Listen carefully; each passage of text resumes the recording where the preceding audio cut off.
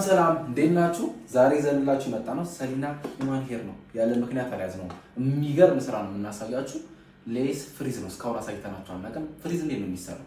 እሱን እስከ መጨረሻው ካያችሁት የምትማሩበት ይሆናል ወይንም የምትወዱት ይሆናል።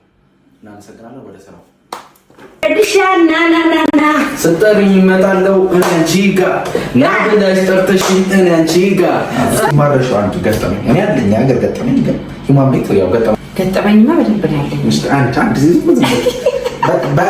ዛሬ በዚህ ሌስ ማለት ነው ቢዮንሴ ካልመሰልኩ ልቀጣ ስገባ ሂዝ ስትወጣ ካሜራማን ስገባ ገለቴ ነበር። እናትሳ እንዴት አያችሁት?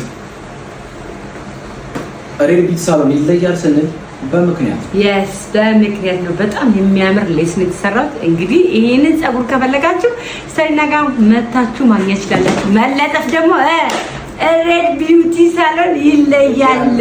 ቴንክ ዩ ባይ ባይ